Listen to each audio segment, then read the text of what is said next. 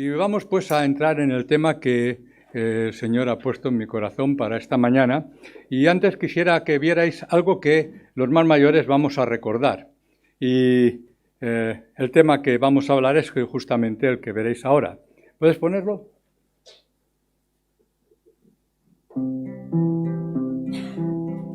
Es el hijo de Jordi Roig. Llega ya Navidad y te quiero recordar una historia que ocurrió en algún lugar. Ya verás, sucedió en Belén, pero ya no sé también el día, el mes o el año, ¿qué más da? Y en las estrellas apareció. Uy, ¿qué pasó? Un brillo extraño que deslumbró y a unos magos hasta un establo. Me parece que eres tú, hermano.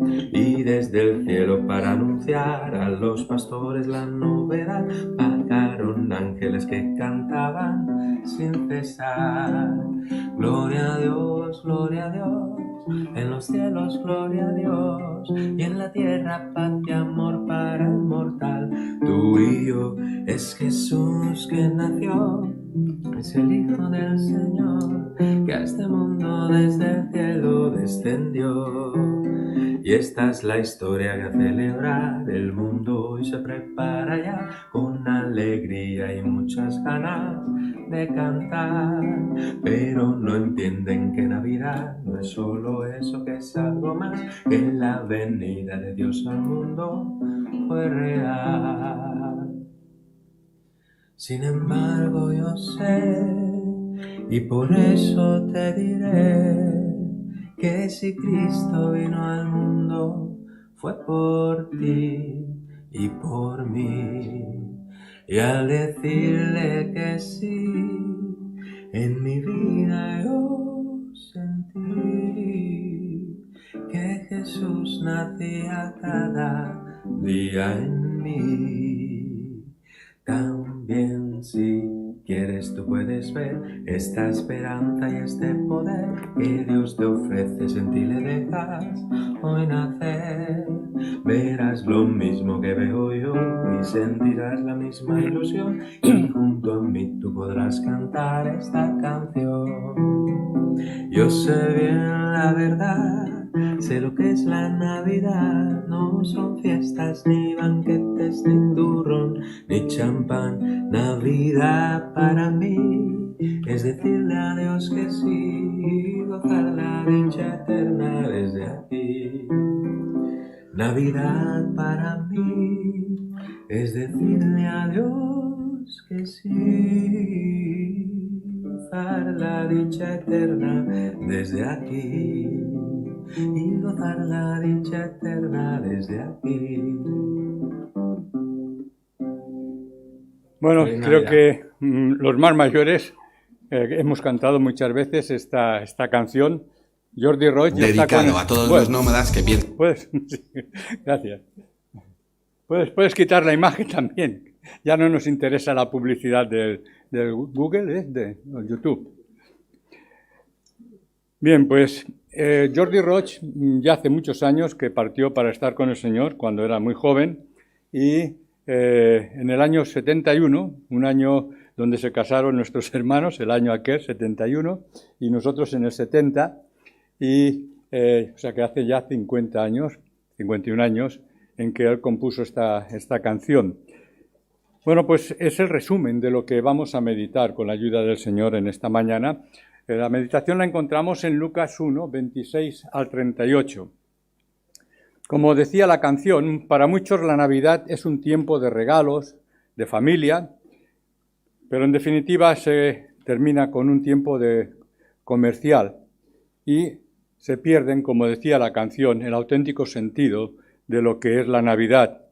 Porque esta es una época para el derroche material, el desenfreno, el culto a lo efímero y el desprecio a la memoria de quién es y quién pertenece y a quién pertenece la Navidad. Navidad significa nacimiento, el nacimiento de nuestro Señor Jesucristo. Pero en los días que estamos viviendo vemos cómo los centros comerciales se convierten en auténticas catedrales, un lugar donde va la gente a comprar y a rendir culto al consumo. Es realmente el lugar. Si ahora queremos ver gente, podemos ir ahí a cualquier centro comercial y vamos a ver que hay cantidad de personas. Y es una época en la que se gastan millones de euros y es un frenesí comercial en el que pues cada año se repite.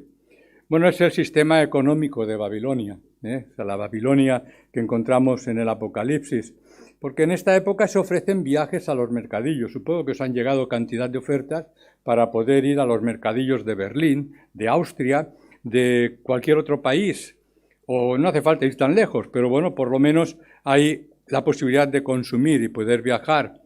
O sea, la Europa cristiana se ha convertido en una Babilonia, tal como lo predijo la profecía bíblica.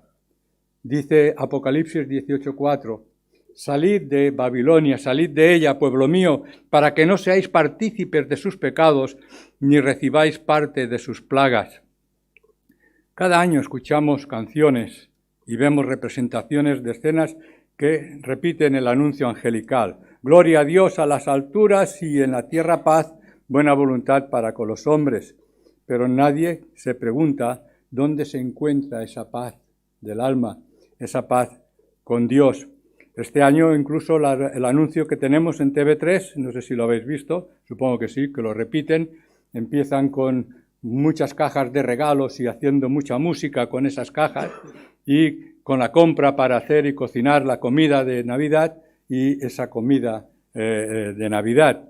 O sea que no aparece para nada ninguna referencia a el sentido auténtico de la Navidad. Un autor famoso escribió: la Navidad se ha convertido en una temporada comercial. Es patrocinada, mantenida viva por las más fuertes campañas publicitarias del año. Usted ve a un Santa Claus enmascarado en muchas tiendas. Los anuncios nos mantienen engañados acerca del hermoso espíritu navideño. Hay un propósito marcado detrás. Bueno, esta es la forma como una sociedad consumista, una sociedad materialista y una sociedad incluso pagana que celebra la Navidad. Es como la humanidad sin Cristo celebra la Navidad. No está el autor y el fondo de esa Navidad. Al mundo no le interesa la maravilla del origen de la Navidad. Curiosamente, Navidad es la palabra que conmemora, pues, el nacimiento de Jesús.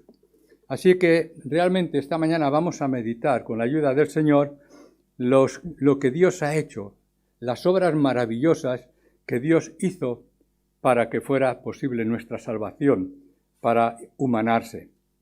Dice el versículo 26, al sexto mes el ángel Gabriel fue enviado por Dios a una ciudad de Galilea llamada Nazaret, a una virgen desposada con un varón que se llamaba José, de la casa de David, y el nombre de la virgen era María. Y entrando el ángel en donde ella estaba, dijo: Salve muy favorecida, el Señor es contigo, bendita tú entre las mujeres. Mas ella, cuando le vio, se turbó por sus palabras, y pensaba qué salutación sería esta. Entonces el ángel le dijo: María, no temas, porque has hallado gracia delante de Dios, y ahora concebirás en tu vientre, y darás a luz un hijo, y llamarás su nombre Jesús. Este será grande y será llamado Hijo del Altísimo, y el Señor Dios le dará el trono de David su padre, y reinará sobre la casa de Jacob para siempre, y su reino no tendrá fin. Entonces María dijo al ángel: ¿Cómo será esto? Pues no conozco varón. Respondiendo el ángel le dijo: El Espíritu Santo vendrá sobre ti, y el poder del Altísimo te cubrirá con su sombra, por lo cual también el santo ser que nacerá será llamado Hijo de Dios. Y aquí tu parienta Elisabet, ella también ha concebido hijo en su vejez, y este es el sexto mes para ella, la que llamaban estéril, porque nada hay imposible para Dios. Entonces María dijo: He aquí la sierva del Señor, hágase conmigo conforme a tu palabra. Y el ángel se fue de su presencia. Bueno, pues este es el relato sencillo, pero que meditarlo seguro que nos va a hacer mucho bien.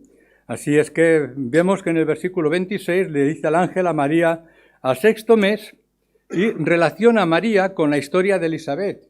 Eran parientas dicen que eran primas. Bueno, el texto dice solamente que eran parientas, y dice que para Elizabeth era el 6º mes de su embarazo. Y sabemos todos que el bebé que tenía Elizabeth en su vientre sería conocido como Juan el Bautista. Así es que Juan nació 6 meses antes que Jesús y fue el precursor de Jesús, el que preparó el camino para Jesús llamando a Israel al arrepentimiento y al bautismo. El versículo 27 notamos que dice Lucas, y hace énfasis en ello, era una virgen, era virgen, la Virgen María, valga la redundancia, una virgen embarazada. ¿Cómo se puede entender esto? Bueno, tenemos que tener en cuenta, hermanos, que Dios es puro y santo. Por lo tanto, Él tuvo que escoger un lugar igual para el nacimiento de su hijo. Ni Elizabeth, la esposa de Zacarías, ni María podían aspirar a la maternidad. Elizabeth, por un motivo, era una mujer muy mayor, ya vieja. Requería un milagro para que pudiera dar a luz. María era virgen. Para ella, lógicamente, era necesario un milagro mayor, teniendo en cuenta la época en que estaban ocurriendo los hechos. Así es que el vientre de la Virgen sería como el lugar santísimo donde Dios revelaría su gloria a través del Hijo que nacería. Esto puede parecernos extraño, es posible. Juan nos dice en el capítulo 1, versículo 14, y el Verbo se hizo carne y habitó entre nosotros, lleno de gracia y de verdad. Y vimos su gloria, gloria como del unigénito del Padre. Nos dice el texto también que la Virgen estaba comprometida con José de la casa de David, en el versículo 27. Sabemos que en aquella época las mujeres eran comprometidas a una edad muy temprana, así que probablemente María estaba en sus primeros años, era una mujer muy joven, era casi adolescente.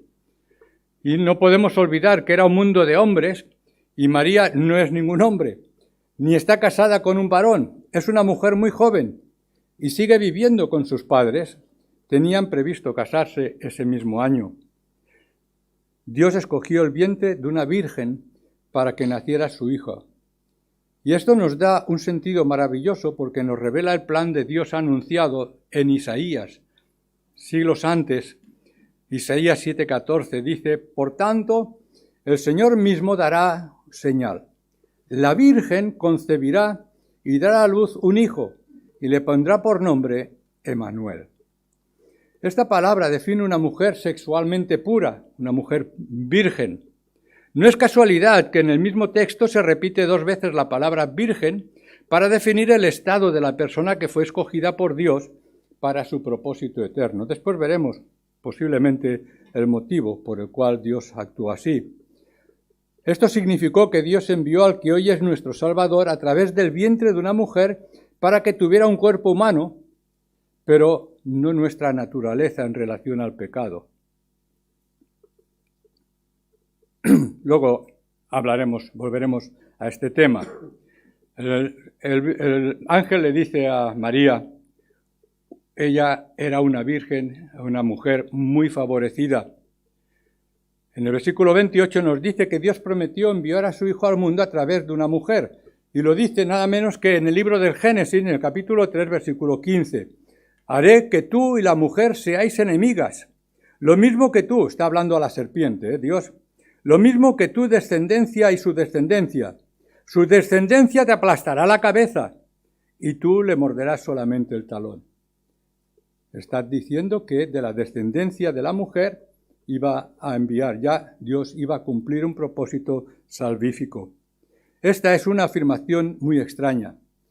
Se nos dice que el bebé por venir sería de la descendencia de la mujer. En Génesis queda claro. Y esto significa, según el versículo 34, cuando ella afirma que no conoce varón.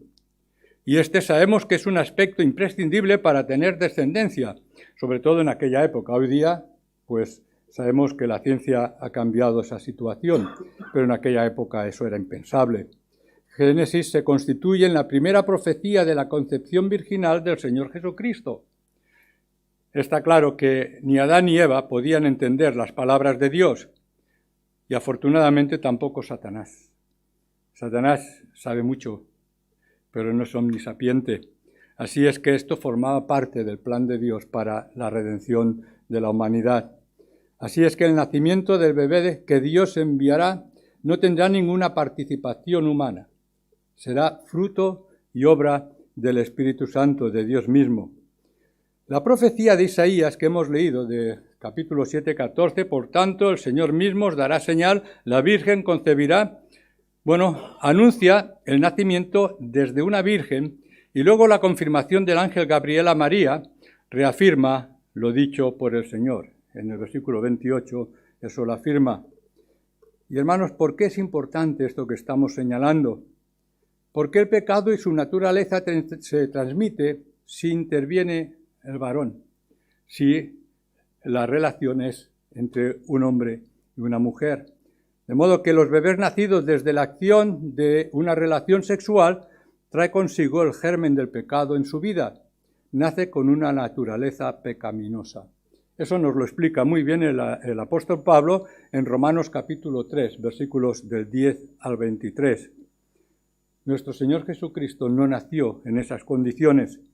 Así es que lo que haría diferente el nacimiento de Jesús con el resto del mundo es que Él era y es Dios humanado, Dios hecho hombre.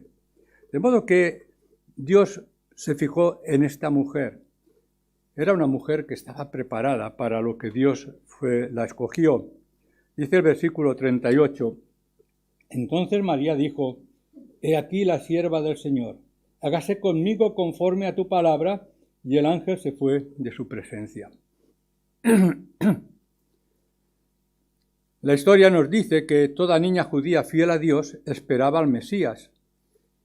Y los judíos siguen esperando todavía hoy al Mesías. De modo que este es un factor muy importante que en aquel tiempo estaba pues muy arraigado dentro del sentimiento de toda mujer. Pero no solo le esperaba, sino que anhelaba que ella pudiera ser la mujer escogida. Esperaban que viniera el Mesías, y si pudiera ser ella la madre por la cual Dios, a través de la cual Dios enviara al Mesías prometido, pues sería todavía un privilegio. Lucas dice que María se sorprendió y se turbó. Está perpleja por las palabras de Gabriel. Salve, muy favorecida. Hay que tener en cuenta que María es una mujer en medio de una sociedad dominada por los hombres, una sociedad difícil como la nuestra. Era casi una niña en medio de un mundo que idolatraba la edad y la sabiduría, la gente mayor, un don que nadie en medio de un pueblo, un don nadie en medio de un pueblo insignificante como Israel. Dios envía al ángel para prepararla para una sorpresa mayor. Por eso le dice, salve muy favorecida.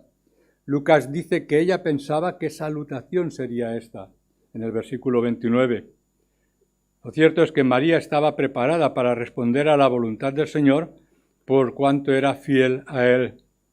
Dios ya había comenzado una obra en aquella mujer joven, mucho antes, y por ello María estaba preparada y dispuesta a hacer todo lo que el Señor dijera y quisiera. Dios conocía la fe de María y sabía perfectamente cómo iba a responder ella. No podemos ponernos en la situación de María. Era una joven soltera y quedar embarazada en aquellas circunstancias, y también hoy, claro, era convertirse en el centro de la vergüenza, la deshonra y una segura sentencia de muerte. Digo hoy estas cosas han cambiado, ¿verdad? Pero todavía sigue siendo un factor determinante. Pero María estuvo dispuesta a soportarlo todo con tal de agradar a su Dios. No sé si nosotros tendríamos una actitud semejante a María en momentos cruciales de nuestra vida, no necesariamente teniendo un hijo, quedando embarazada. ¿Qué nos pide el Señor? ¿Y qué estamos dispuestos a hacer por Él? Esta es una pregunta interesante en medio de una reacción tan hermosa como vemos en esta mujer tan extraordinaria. Bueno, somos y debemos de ser instrumentos en manos de Dios para hacer la voluntad de Dios. Decía nuestro Señor Jesucristo en Juan 14, 15, si me amáis, guardad mis mandamientos, Y en el 21 dice, el que tiene mis mandamientos y los guarda, ese es el que me ama. Y el que me ama será amado por mi Padre, y yo le amaré y me manifestaré a él. Bien, pues la Navidad realmente nos da una promesa que es maravillosa. Dice el versículo 30, María, no temas. Sabemos que Zacarías tuvo miedo del ángel.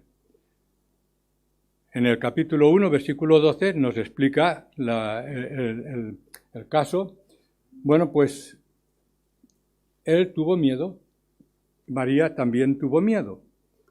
Y poco después vemos a atemorizados pastores, en presencia también del ángel que anuncia. Hemos cantado antes una canción que recordaba esto.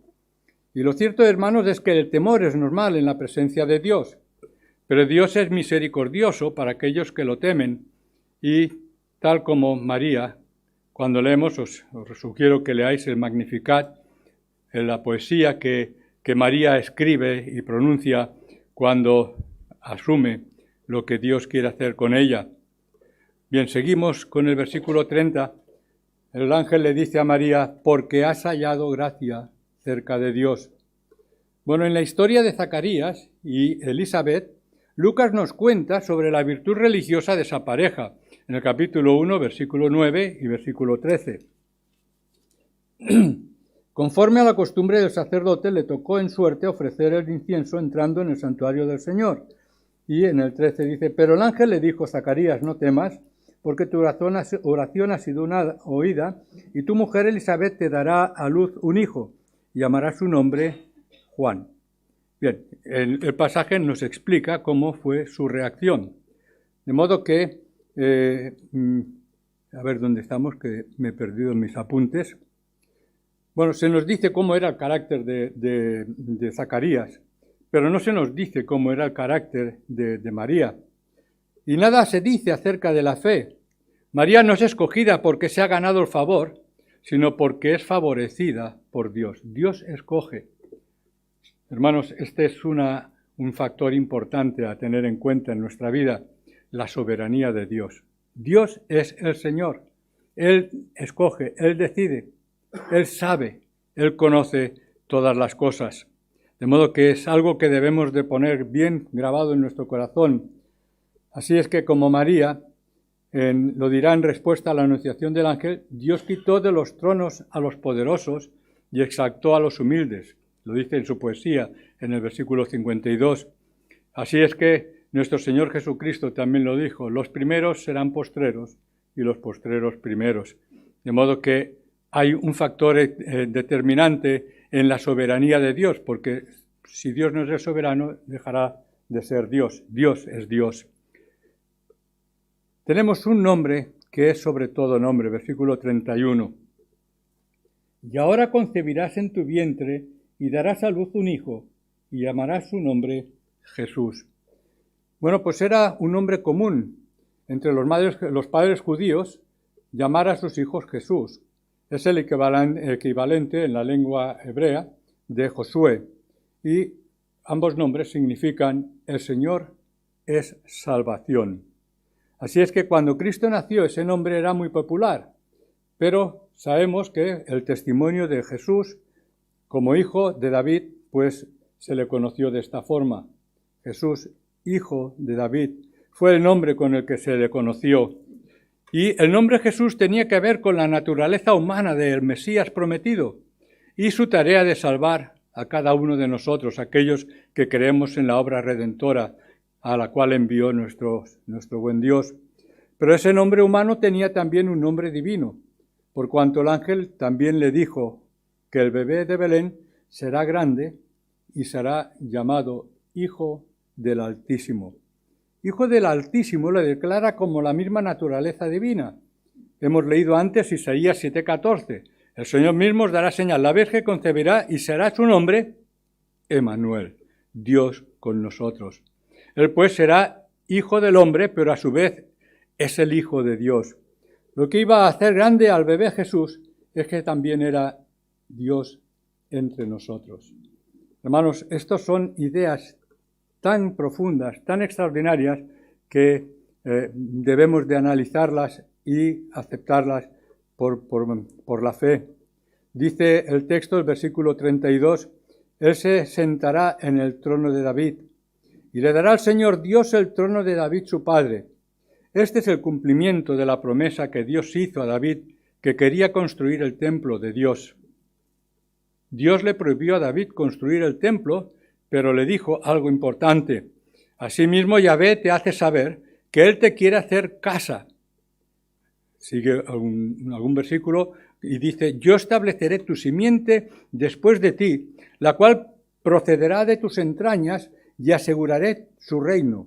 Él edificará casa a mi nombre y yo afirmaré para siempre el trono de su reino. Esto lo encontramos en segundo libro de Samuel, capítulo 7, versículos del 11 al 13.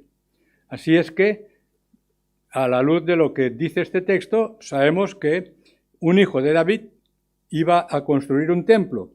Y claro, lo primero que pensamos, ¿quién lo construyó? Salomón. Edificará la casa y pues seguramente podría ser Salomón. Pero cuando leemos los dos pasajes juntamente con Lucas, nos damos cuenta que Dios no estaba viendo a Salomón, sino a Jesús. Porque sabemos que Salomón construyó el templo que permaneció unos cuantos años, pero Cristo construirá, en 2 Corintios 5:1 dice Pablo, una casa no hecha de manos, eterna en los cielos. Pablo, cuando predicó en Antioquía de Pisidia, habló de David con estas palabras: he hallado a David, hijo de Isaí, varón conforme a mi corazón, quien hará todo lo que yo quiero. Así es que luego hace una aplicación de estas palabras, y él dice en Hechos 13:22, de la descendencia de David, y conforme a la promesa, Dios levantó a Jesús por Salvador a Israel. Así es que todo esto es lo que se ha cumplido con la venida de nuestro Señor Jesucristo, como narra Lucas. Pero el acontecimiento de subir como rey al trono de David está por venir. Gloria a Dios, esa es nuestra esperanza, ¿verdad? Este día llegará cuando se le dará el trono de David, su padre. Así que Jesús, como descendiente de David, se sentará en el trono de éste cuando reine después de su segunda venida en los cielos nuevos y en la tierra nueva. Segundo de Samuel 7:16, y leemos en el Salmo 89, 3, 4, 28 y 29 palabras proféticas en este sentido. De modo, hermanos, que muy pronto Jesucristo volverá como el deseado de todas las naciones para establecer su reino de paz, que buena falta hace a este mundo, ¿verdad? Dice el versículo 33, y su reino no tendrá fin. Todos los reinos terrenales, los grandes imperios, han pasado. Aún los que han sido más poderosos se han acabado. Pero esto que dice la palabra de Dios no pasará con el reino de Jesucristo. Podemos mirar cómo el ángel Gabriel en 3 versículos revela a aquella joven judía no solo la naturaleza humana y divina que tendría el bebé, sino también el reino terrenal y eterno que establecería en el cumplimiento final de los tiempos. Reinará sobre la casa de Jacob para siempre. Esto significa que aunque en su nacimiento y vida Jesús fue rechazado por su pueblo, al final reinará sobre su pueblo. Ese pueblo que está compuesto por judíos y gentiles. Dios en su gracia ha hecho un solo pueblo, la Iglesia Universal, donde están todos los que hemos creído en Cristo. Será el reino que comenzará con los cielos nuevos y la tierra nueva. A partir de allí habrá un reinado que jamás se acabará, un reino universal. Hermanos, pertenecemos a ese reino ya, desde el día que entregamos nuestra vida a Cristo. La eternidad es la característica de ese reino, porque esto es consecuencia de la naturaleza del Rey, el Rey de Reyes y Señor de Señores. Jesús es Dios y es eterno Rey. Con esta promesa que encontramos aquí en estas palabras, María disipó todas sus dudas acerca de que Jesús era el Mesías prometido. Su temor se convirtió en gozo. Y hermanos, eso es la Navidad, el gozo de la venida de nuestro Señor Jesucristo.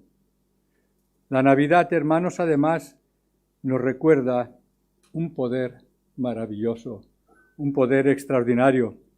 María, como todos los judíos, esperaba que el Mesías naciera como todos los humanos. Sería una persona que vendría y sería un líder humano, ¿verdad? Aunque estaba desposada con José, lo cierto es que su pregunta de no conozco varón tenía todo el sentido, tenía toda la razón de ser. María era una mujer joven, una mujer virgen, y se estaba conservando en esa condición para cuando se cumpliera el tiempo de su desposorio. Ante la duda de María, el ángel le da la respuesta. Lo que iba a suceder era el milagro más grande que el mundo haya conocido. Es el hecho más maravilloso, Dios humanándose a través de una mujer. El versículo 35 nos dice que el Espíritu Santo será el encargado de este milagro. La encarnación del Hijo de Dios fue posible por obra del Espíritu Santo. Y este es el más grande poder divino que se haya conocido, aún superando el poder del Espíritu de Dios que se movía en la creación por encima del caos inicial. Y tenemos aquí una pregunta en el versículo 34. Entonces María dijo al ángel, ¿cómo será esto? Pues no conozco varón. Es una pregunta natural. Y es una pregunta muy parecida a la que tuvo Zacarías. ¿En qué conoceré esto? Porque yo soy viejo y mi mujer avanzada de días y además estéril. Es curioso porque, fijaros, Zacarías se quedó mudo. Hasta que no nació Juan, el ángel lo deja mudo. ¿Por qué? Por no creer. Simplemente lo ve como algo imposible. No contesta en las mismas condiciones a María. La diferencia parece ser que Zacarías pidió una señal, mientras que María simplemente pidió una explicación. Zacarías quería una prueba. ¿Me lo puedo creer? María está todavía bajo la sorpresa de la aparición del ángel. El Espíritu Santo vendrá sobre ti y la virtud del Altísimo te hará sombra. Es el versículo 35. Y esto levanta la pregunta sobre el nacimiento virginal que ha generado tanta controversia, porque hay quien dice que la virginidad de María no era necesario. ¿Por qué es necesario tal cosa? Dios es capaz de salvar al mundo sin el nacimiento virginal, ¿cierto? Dicen que fuera de este pasaje el Nuevo Testamento le da poco énfasis al nacimiento virginal. Incluso nuestro Señor Jesucristo no hace referencia a este aspecto. Pero el ángel deja claro que el niño será santo y será llamado Hijo de Dios, versículo 35. Con esta declaración de santo e Hijo de Dios, vemos que hay una diferencia notable entre este niño que iba a nacer y cualquier otro de nuestros hijos. La palabra virgen aparece 3 veces en este pasaje porque Lucas quiere dejar clara la pureza sexual de María. Era algo importante. Lucas describe un nacimiento virginal porque cree que es una parte importante del plan de Dios. Y por eso nosotros también creemos y aceptamos la palabra de Dios. Y el versículo 37 tiene una respuesta al ángel maravillosa que es para ti y para mí. Porque nada hay imposible para Dios.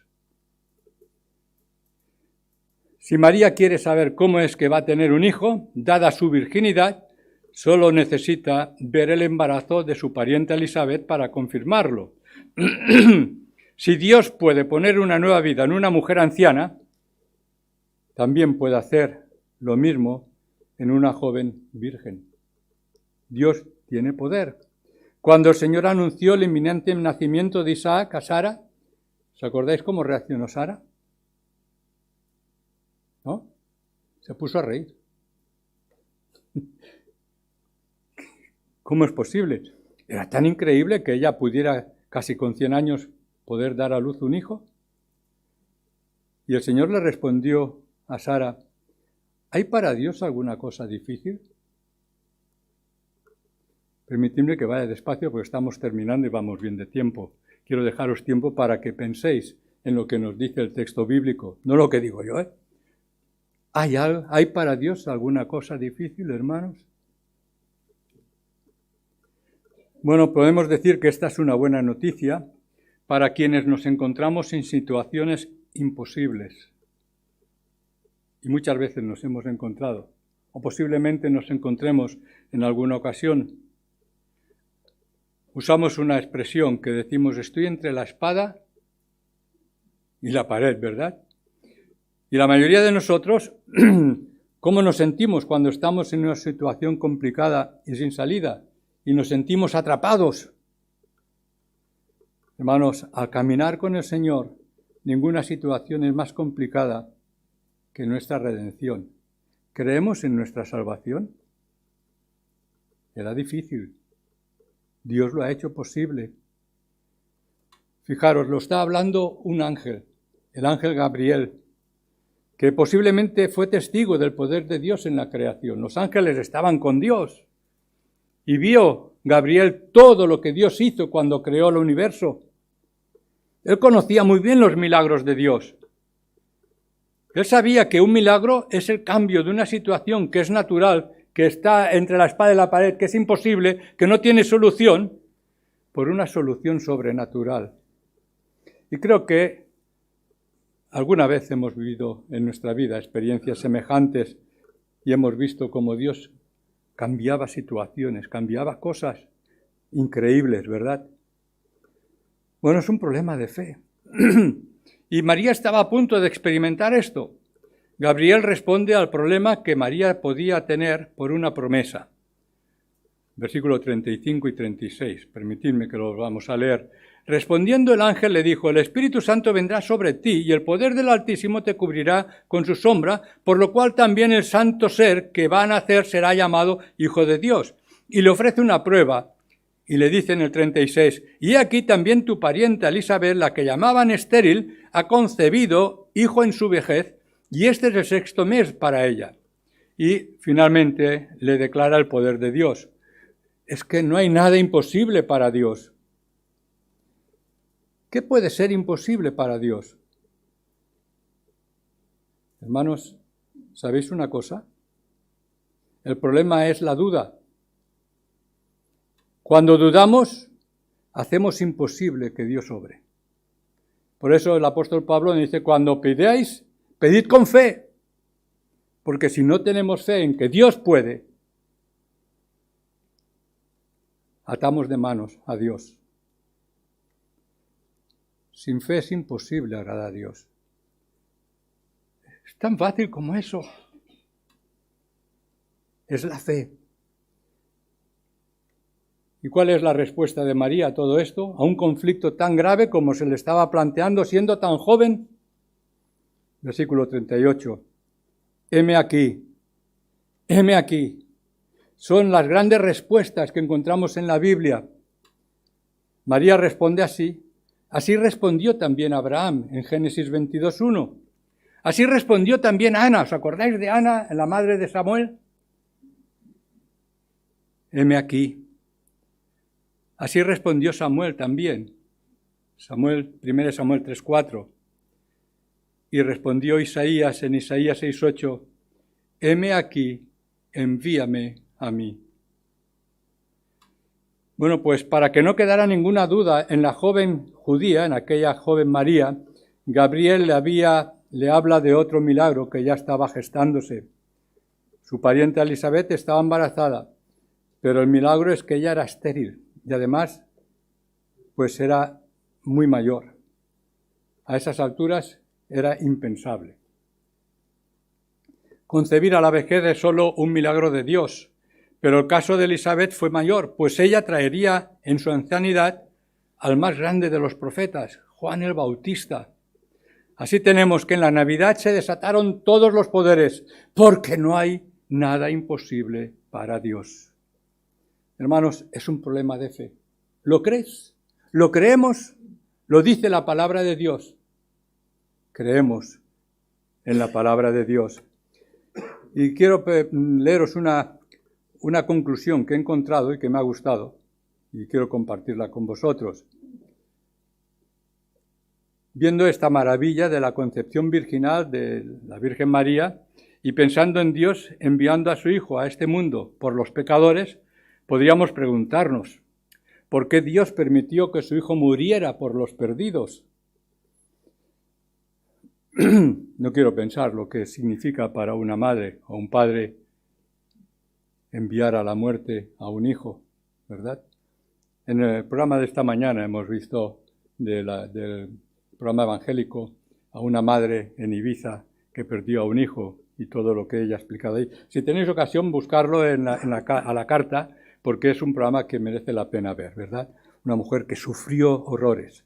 Bueno, pues, ¿por qué Dios permitió todo esto en su propio hijo? Y hermanos, solamente hay una respuesta y hay una razón. ¿Sabéis por qué Dios lo hizo? Porque Él nos ama. Y la Biblia nos declara que su amor en Juan 3:16, ¿qué dice? Porque de tal manera ama Dios al mundo que ha dado a su Hijo unigénito para que todo aquel que en Él cree no se pierda, mas tenga vida eterna. ¿Lo crees? Hermanos, fe es la única respuesta, creer lo que dice la palabra de Dios. El Cordero bendito de Dios fue enviado a este mundo a través del vientre de la Virgen María para que Él pueda nacer sin pecado, vivir una vida sin pecado y morir por el pecado en la cruz. Resucitó venciendo a la muerte para darnos vida eterna a nosotros. Por lo tanto, la pregunta no es realmente ¿por qué hizo Dios esto? La pregunta es ¿qué has hecho tú con este sacrificio? ¿Has confiado en Jesús como tu Salvador? ¿Eres realmente salvo por su gracia?